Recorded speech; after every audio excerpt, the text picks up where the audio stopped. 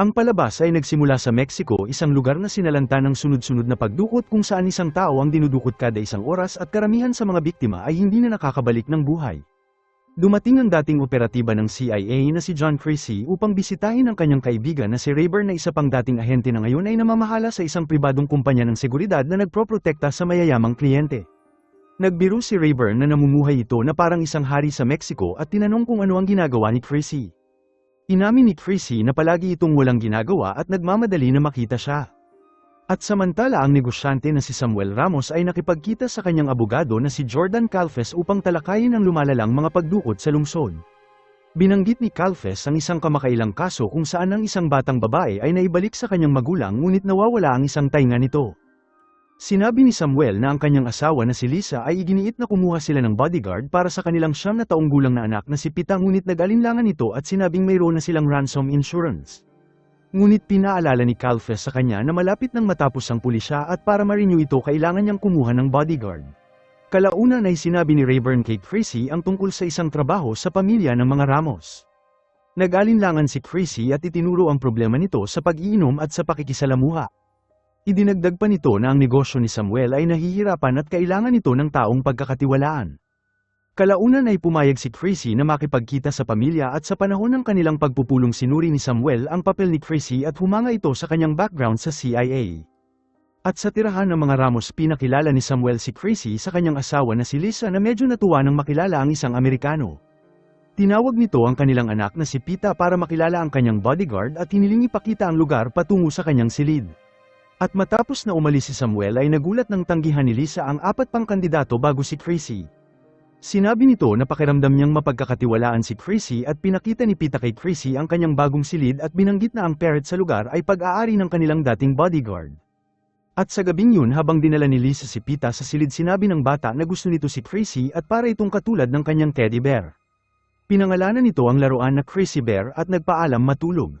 At nang maglaon umupo si Creasy nang mag-isa sa kanyang silid habang umiinom at sinubukan ang kanyang mga reflexes. At sa sumunod na umaga pinag-aralan ni Creasy ang mapa ng lugar at ang daan patungo sa paaralan ni Pita habang ang parrot sa kanyang silid ay hindi tumitigil sa paghuni kaya binuksan nito ang bintana at pinalaya ito. At habang nagmamaneho patungo sa paaralan tinadtad siya ni Pita ng mga tanong kung saan ba ito nagmula at kung mas mahirap ba ang mga bagay sa itim na lalaki sa lugar ng Mexico. Casual nitong binanggit na 24 na pagdukot ang nangyari sa nakalipas na 4 na araw na ikinagulat ni Creasy. Hindi ito makapaniwala na maraming alam ang batang babae at sa paaralan nakilala ni Creasy ang punong guro na isang Katolikong madre. Natuwa ito na makita si Pita na bumalik sa paaralan at nakipag-usap ito kay Creasy. Sinabi ng madre na nakakalungkot na ang linya ng kanyang trabaho ay kinakailangan pa. At kalaunan naghintay si Creasy sa gate sa oras na matapos ang klase at habang pauwi patuloy na nagtatanong si Pita pati na sa mga sugat sa kamay ni Creasy. At kalaunan nawalan si Creasy ng pasensya at sinabihan siya na tumigil at sinabi na hindi ito binayaran ng kanyang ama para maging kaibigan niya habang mabilis itong lumipat sa likod ng sasakyan.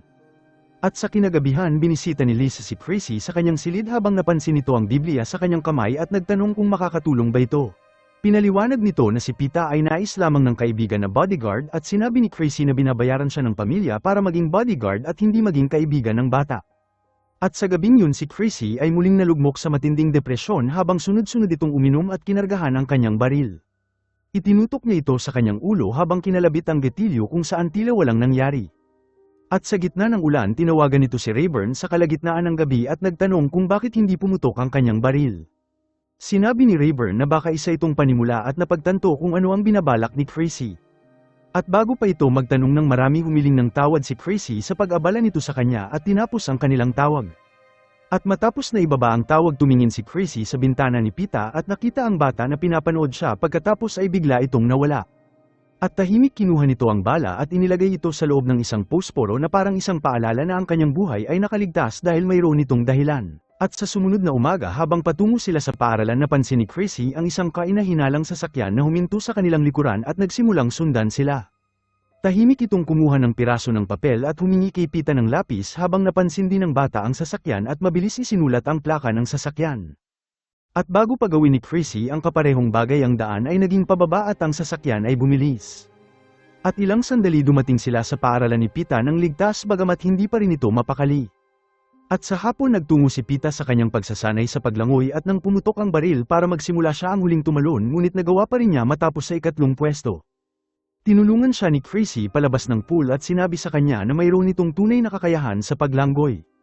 At habang pauwi tinanong nito kung paano siya mas magiging mahusay at pinaliwanag nito na siya ang pinakamabilis ngunit siya rin ang pinakamabagal na mag-dive at kailangan lamang niya mag-react ng mabilis sa simula. Inamin ni Pita na siya ay may paparating na laban sa loob ng 3 linggo ngunit nagdududa ito na mananalo siya. Tiniyak ni Chrissy sa kanya na magagawa nitong manalo kung patuloy itong magsasanay. At sa sumunod na umaga si Lisa at Samuel ay nagpaalam kay Pita bago magtungo sa isang business trip sa bansang US. At habang wala sila mas seneryoso ni Chrissy ang kanyang trabaho at nagsimulang sanayin si Pita para sa kanyang paparating na laban sa paglangoy. Nagpatunog ito ng 2 ladrilyo upang gayahin ang tunog ng starter gun ngunit napansin ito na palagi itong kinatatakutan ni Pita.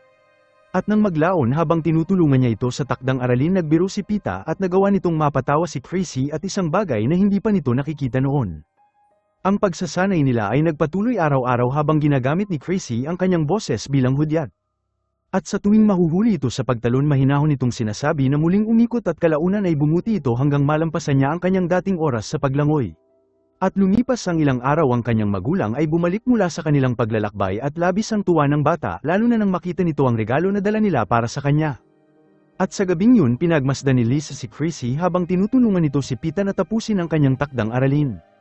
Ang dalawa ay nagkwentuhan at tinutokso ito ni Pita sa pagkakaroon ng kasintahan at nagbiro si Chrissy na pakialaman nito ang kanyang sariling buhay. Nagsalita si Lisa at nagtanong kung pwede siyang ihatid ni Chrissy papunta sa salon pagkatapos nitong ihatid si Pita sa paaralan kinabukasan. At hindi nagtagal ang araw ng laban ni Pita ay dumating at bago ang karera kinausap siya ni Chrissy at sinabi na dapat itong manalo.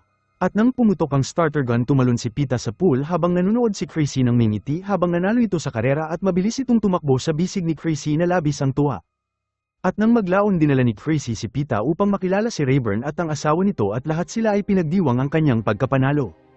Nagbiro si Rayburn tungkol sa kung paano nito nakilala ang kanyang asawa sa Mexico at sa kanilang tawanan inabutan ni Pita si Chrissy ng isang maliit na regalo na isang kwintas na may simbolo ng mga santo at sinabing binili niya ito gamit ang kanyang sariling pera. Ngumiti ng matamis si Chrissy at sinabing gustong-gusto niya ang regalo at sa gabi habang mag-isa sa kanyang silid kinuha ni Chrissy ang bote ng kanyang alak ngunit sa halip na uminom isinara niya ito at kinuha ang kanyang Biblia. At sa pangunahing bahay nakipagtalo si Pita sa kanyang ama at sinabing ayaw nito ng leksyon sa piano at nais nitong manatiling lumanggoy. Tumanggi si Samuel at iginiit na kumuha na ito ng isa sa pinakamahusay na guro ng piano at hindi na ito maaaring pag-usapan. At bago ito umalis hininaan nito ang kanyang boses at sinabing nais lamang ito ang pinakamabuti para sa kanya. At sa sumunod na araw inihatid ni Chrissy si Pita sa kanyang leksyon sa piano at sa kanilang daan nagbiro si Pita at sinabing kung babaliin ni Chrissy ang lahat ng kanyang daliri hindi na ito makakatugtog ng piano pero makakalangwi pa rin siya. Pagkatapos ay sinabi nito ang isang seryosong bagay na ang sasakyan na sumusunod sa kanila noong nakaraang araw ay naisulat nito ang plaka ngunit hindi nito nakuha ang huling numero. Sinabi ni Chrissy sa kanya na huwag mag-alala habang binati ito ng guro at sinabing ang leksyon ay aabuti ng halos 1 oras. Naghintay si Chrissy sa labas kasama ang aso ni Pita at paglipas ng 1 oras biglang dumating ang isang sasakyan ng pulis at hamarang sa daan. Ang instinct ni Chrissy ay mabilis na lumitaw na tila may mali at ilang sandali pa ang kaparehong kainahinalang sasakyan na sumusunod sa kanila ay biglang lumitaw. At sa eksaktong oras na yun lumabas si Pita sa labas ng bahay habang sumigaw si Chrissy sa kanya na tumakbo at nagpaputok ng warning shot kung saan sumiklab ang mga putok ng baril habang nagpaputok ang mga kidnapper sa kanya. Nagtago si Chrissy sa likod ng sasakyan at gumanti ng mga tumpak na putok na nagpabagsak sa 2 kidnapper at isa sa mga tiwaling pulis. Ang nakaligtas na opisyal na sugatan sa lupa ay gumanti ng putok at tinamaan si Chrissy. Nagawa itong mapatay ni Chrissy bago bumagsak sa kanyang mga pinsala habang sumigaw si Pita at tumakbo patungo sa kanya ngunit ang natitirang kidnapper ay kinuha siya at nagmadali papalayo. Oras ang lumipas kumalat ang balita sa buong Mexico at sa ospital kung saan nakahiga sa Chrissy na walang malay ay nagsagawa ang mga pulis ng presscon. Inanunsyo ng hepe ng pulis na si Chrissy ay inaaresto dahil sa pagpatay nito sa 2 opisyal at maaaring may kaugnayan sa pagdukot kay Pita. Kabilang sa mga reporter ay si Mariana na isang investigador na mamamahayag.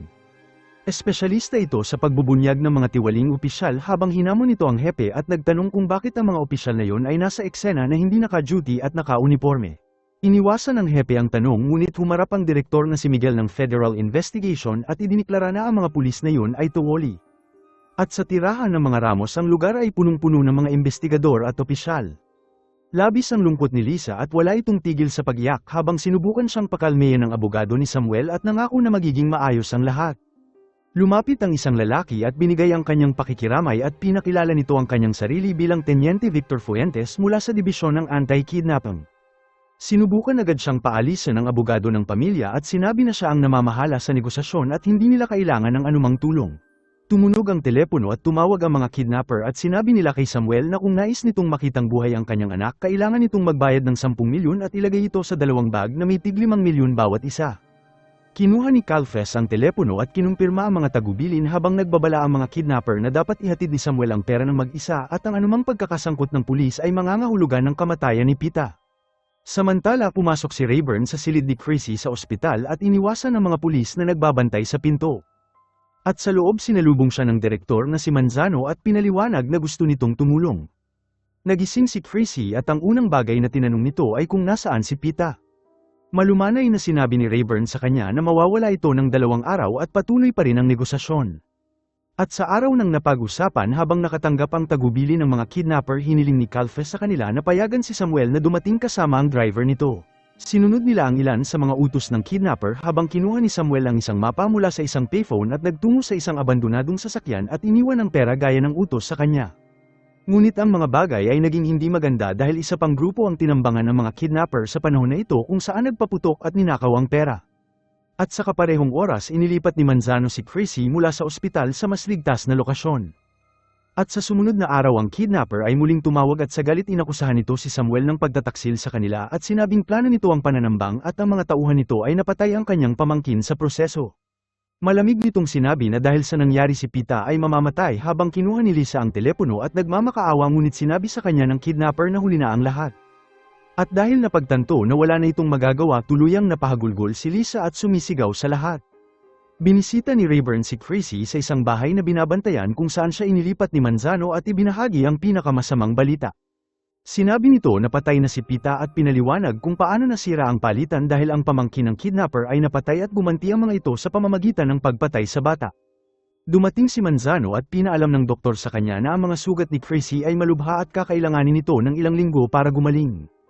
Gayunpaman pinakita ni Manzano kay Chrissy ang mga larawan ng sospek habang pinag-aralan ni Chrissy ang isang imahe ng ilang sandali na parang nakilala nito ang mukha ngunit iginiit nito na hindi niya ito kilala.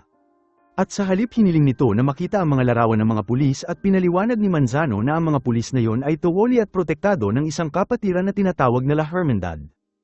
Isang kapatiran na nagproprotekta sa mga tiwaling opisyal politiko at iba pang makapangyarihan na tao. At kalaunan tahimik na tinulungan ni Rayburn si Chrissy na makalabas sa pribadong ospital bago pa ito tuluyang gumaling. At habang paalis nakita ni Chrissy ang sasakyan na sumusunod sa kanila at sinabi ni Rayburn na ito ang journalist na si Mariana at sinabi ni Chrissy na dalhin siya nito diretso sa pinangyarihan at hayaan itong sumunod kung gusto niya. At sa eksena si Chrissy ay pinagmumultuhan ng mga alaala habang lumapit si Mariana at pinakilala ang kanyang sarili at inabutan siya ng isang sinumpang bagay na isang simbolo ng pagsamba sa kamatayan. Sinabi ni Mariana na nais nitong tumulong na makamit ang hustisya at ang pagbunyag sa kapatiran ng kanyang misyon. Ibinigay nito ang kanyang card at balik sa tahanan ng Ramos inayos ni Chrissy ang kanyang mga gamit habang kinuha nito ang bala na hindi pumutok at palihim na pumasok sa silid ni Pita. At doon nakita nito ang kanyang diary at dito nakita nito ang plaka ng sasakyan na isinulat ng bata kasama ang mga sulat na isinulat nito para kay Chrissy. Lumitaw si Lisa at nagtanong kung ano ang ginagawa nito sa lugar at sinabi nito na kukunin nito ang kanyang gamit at inakala nito na nasa silid ni Pita ang kanyang Bible. Sinabi ni Lisa na pakiramdam niya na hindi sapat ang nagawa nito para kay Pita at sinubukan siyang aliwin ni Chrissy at sinabi nito na papatayin niya ang sinumang sangkot at nakinabang sa nangyari na ito. At mula doon si Chrissy ay naghanda habang bumili ito at sinubukan ng mga armas at tinawagan si Mariana upang kunin ang mga pangalan at address na nakaugnay sa plaka ng sasakyan. Kailangan pa rin nila ang huling numero sa plaka ngunit may 10 posibilidad lamang. Nakipagkita si Mariana kay Manzano sa punong tanggapan at si Manzano na kanyang lihim na kasintahan ay nag-aalala tungkol sa paggamit kay Chrissy dahil dati itong sanay pumatay ng tao. Nakipagtalo si Mariana na si Chrissy lamang ang makakagawa ng maduming gawain na hindi nila kayang gawin. Sumuko si Manzano at ipinasa ang impormasyon ng plaka kung saan sinubaybayan ni Chrissy ang may-ari ng sasakyan na si George.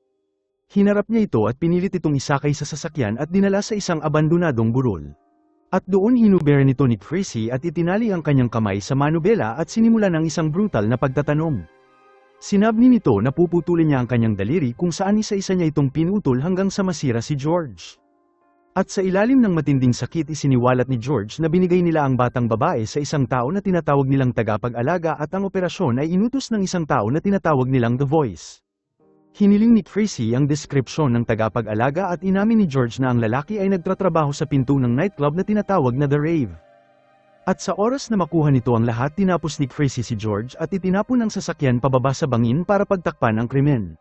Si Manzano at ang iba pang opisyal ay dumating sa pinangyarihan at napansin ni Manzano na ang plaka ay tugma sa ibinigay ni Mariana kay Chrissy. Ilang araw ang lumipas na tunto ni Chrissy ang lalaking inilarawan ni George na kilalang butcher sa isang nightclub. Kinuha ni Chrissy ang kanyang baril at pinakita nito ang larawan ni Pita habang itinanggi ito ng lalaki kaya pinilit siya ni Chrissy na dalhin ito sa kanilang sekretong silid. At sa oras na bumukas ang pinto nagpaputok si Chrissy at ginawang bihag ang bawat tao sa loob kabilang na ang isang babae na nagtatrabaho kasama nila. Itinali niya ang mga ito at pinakita ang larawan ni Pita at nang tumanggi sila na magsalita binaril nito ang butcher at iniwan ang pangunahing sospek at ang babae. Iginiit ng lalaki na siya ay Amerikano at siya ay taga New Jersey at nagmakaawa para sa kanyang buhay. Sinabi nito na hindi nila alam kung sino ang nagbigay ng utos dahil ang lahat ay sinasagawa sa telepono at nakakakuha lamang sila ng $200 kada linggo mula sa isang ATM card. Hiningi ni Chrissy ang card at ang PIN pagkatapos ay pinilit ito na sabihin kung sino ang pumatay kay Pita. Sinabi ng lalaki na kapatid ito ng kanilang boss ngunit hindi naniniwala si Chrissy sa kanya at binaril ito sa kanyang binti. At sa matinding sakit inamin nito na nang ninakaw ang ransom na wala ng kontrol ang kapatid ng boss at pinatay si Pita. Sinabi nito na tiwaling pulis ang nagnakaw sa pera na nagngangalang Fuentes at isa itong tenyente ng pulisya laban sa pagkidnap pagkatapos ay tinapos nito ang lalaki. Pagkatapos ay tinanong ni Chrissy ang babae na sinabi sa kanya na hinagis ng kapatid ng boss si Pita sa pader at nang tumigil itong gumalaw inilagay niya ito sa sasakyan at tuluyang umalis. Iginiit nito na alam niya kung saan itinago ang batang babae at nag-alok na dadalhin si Chrissy sa lugar. Sa tingin nito na tinutukoy niya si Pita ngunit nang marating nila ang selda ito ay isa pang batang dinukot at dahil sa galit binuksan ni Chrissy ang mga balbula ng gas sa buong gusali at sinindihan nito kung saan mabilis kumalat ang apoy. At upang linisin ng club nagpaputok ito kung saan nagpanik ang karamihan at tumakas habang ang buong lugar ay sumiklab sa apoy. Tinawagan ni Chrissy si Mariana at sinabi na nailigtas nito ang isang dinukot na batang babae at kinumpirma nito na ang bata ay dinukot lamang sa araw na yon. At hindi nagtagal ang mga bumbero at pulis ay dumating sa lugar kung saan dumating si Mariana at tinawag siya ni Chrissy ng pribado. Inabot nito sa kanya ang ATM card at sinabihan siya na hanapin kung sino man ang nagpopondo nito at nagtanong din ito tungkol kay Victor Fuentes. Pinaliwanag ni Mariana na si Fuentes ay tiwaling pulis na dating nahulihan ng 50,000 na pera at isang bangkay ngunit hindi kailanman kinasuhan at siya ay mataas na miyembro ng La Hermandad. Binalaan nito si Chrissy na si Fuentes ay naglalakbay kasama ang mga armored na convoy at mas protektado kaysa sa Pangulo. Inabot ni Chrissy sa kanya ang nailigtas na bata pagkatapos ay umalis upang hanapin si Fuentes. At samantala sa opisina ni Manzano nakipagkita ito kay Rayburn at sinabi nito sa kanya na lumayo sa daan ni Chrissy dahil mas maraming hustisya ang mabibigay nito sa loob ng 1 linggo kaysa sa gagawin ng korte sa loob ng 10 taon. Sinabi ni Manzano na hindi nito sinusubukan na pigilan si Chrissy para lamang maunawaan kung ano ang nagtutulak sa kanya. Pinaliwanag ni Rayburn na ang pamilya ng Ramos ang dahilan sa pagbabago ni Chrissy at dapat hindi nila ginulo ang pamilya na ito. At sa gabing yun binigay ni Mariana kay Manzano ang ATM card at hiniling na subaybayan nito ang account. At pagkalipas ng ilang araw hinanap ni Chrissy ang ruta ng dinaanan ng convoy ni Fuentes at dala nito ang isang missile launcher. Natagpuan nito ang isang perpektong lugar na matatanaw mula sa apartment ng isang matandang mag-asawa. Tiniyak nito sa kanila na wala itong balak na masama at habang inihahanda nito ang kanyang sandata sinabi ng matandang lalaki na mas mabuting patawarin niya ang kanyang mga kaaway. Sinabi ni Chrissy na ang pagpapatawad ay sa pagitan nila at ang Diyos at ang trabaho niya ay dalhin sila sa kanya. Inayos nito ang launcher at naghintay at hindi nagtagal ang convoy ni Fuentes ay lumitaw kung saan nagpaputok si Chrissy na nagpalipad sa sasakyan. Sumulong ito at nagpaputok sa armored na sasakyan ng tinyente pagkatapos ay naghagis ng granada sa ilalim nito. Tumakas sila sa nasusunog na sasakyan diretso kay Chrissy at binaril nito ang driver pagkatapos ay dinala si Fuentes papalayo sa kaguluhan.